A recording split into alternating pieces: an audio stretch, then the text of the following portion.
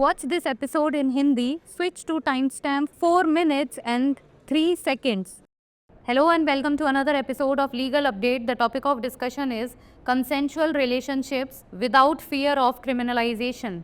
Why in news? Recently, in the State versus Hitesh case, the Delhi High Court held that adolescents should be allowed to engage in romantic and consensual relationships without the fear of criminalization. Background of the case: on 10th December 2014, a father filed a missing person complaint for his daughter, a class 12 student, suspecting the respondent, who was also missing. Both were found 2 days later in Daruhera and brought back to Delhi. The respondent was charged under Section 4 of the POCSO Act following the prosecutrix's medical examination and her statement recorded under Section 164 of CRPC.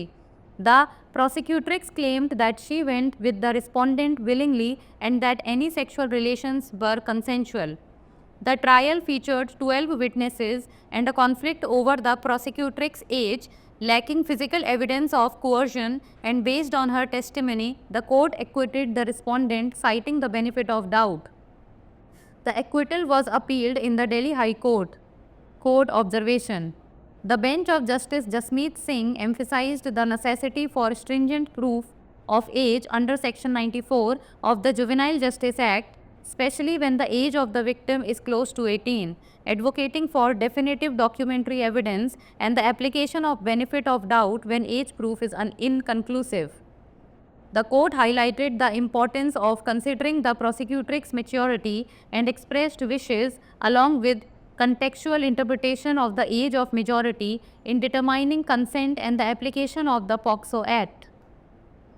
Ultimately, the Delhi High Court upheld the trial court's decision by concluding that the prosecution failed to definitely prove the minority of the prosecutrix. Procedures for determination of age. Section 94 of the JJ Act states the procedure for determination of age of a person who appears before the committee or board, ensuring consistency and fairness in age determination processes. If the committee or board visually identifies a person as a child based on appearance, they can immediately record his age estimate and proceed with the inquiry without requiring further age confirmation. For cases with doubts about the person's age, the committee or board will first seek a birth or school certificate, and only in their absence will they resort to medical tests like ossification to determine age. The age determined and recorded by the committee or board is legally accepted as the true age for all matters under the Act. Case law. Court on its own motion versus State of NCT of Delhi 2024. The court highlighted the need to balance protecting minors from exploitation with respecting genuine romantic relationships, emphasizing the importance of considering social and cultural context, procedural rigor in age and consent verification, and the potential impacts of family dynamics on relationship evaluations. Now it's time for the practice question. What is the first step the committee or board should take if there is no reasonable doubt that a person brought before them is a child? Conduct an ossification test. Seek a birth certificate from municipal authorities. Record the person's appearance-based age and proceed with the inquiry, or obtain a school certificate. Send the answer of this question in the comment section. That's all for today. Thank you so much for watching. अपराधीकरण के डर के बिना सहमति से संबंध चर्चा में क्यों? हाल ही में राज्य बनाम हितेश मामले में दिल्ली उच्च न्यायालय ने कहा कि किशोरों को अपराधीकरण के डर के बिना रोमांटिक और सहमति से संबंध बनाने की अनुमति दी जानी चाहिए। केस की पृष्ठभूमि: 10 दिसंबर 2014 को एक पिता ने अपनी 12वीं कक्षा की छात्रा के लिए गुमशुदगी की रिपोर्ट दर्ज कराई, जिसमें प्रतिवादी पर संदेह था, जो स्वयं लापता था। 2 दिन बाद दोनों को दारूहेड़ा में पाया गया और वापस दिल्ली लाया गया। अभियोक्ता की मेडिकल जांच और सीआरपीसी की धारा 164 के तहत दर्ज उसके बयान के बाद प्रतिवादी पर पॉक्सो अधिनियम की धारा 4 के तहत आरोप लगाया गया। अभियोक्ता ने दावा किया कि वह प्रतिवादी के साथ स्वेच्छा से गई थी और कोई भी यौन संबंध सहमति से था। मुकदमे में 12 गवाह पेश किए गए और अभियुक्ता की उम्र को लेकर मतभेद था। फिजिकल एविडेंस के अभाव में और उसकी गवाही के आधार पर ट्रायल कोर्ट ने संदेह का लाभ देते हुए प्रतिवादी को बरी कर दिया। इस फैसले के खिलाफ दिल्ली उच्च न्यायालय में अपील की गई। न्यायालय की टिप्पणी। न्यायमूर्ति जसमीत सिंह की पीठ ने किशोर न्याय अधिनियम की धारा 94 के तहत उम्र के ठोस प्रमाण की आवश्यकता पर बल दिया, विशेष रूप से जब पीड़ित की आयु 18 वर्ष के करीब हो। उन्होंने विशिष्ट दस्तावेजी साक्ष्य की वकालत की और उम्र का प्रमाण अधूरे होने पर संदेह का लाभ लागू करने की वकालत की।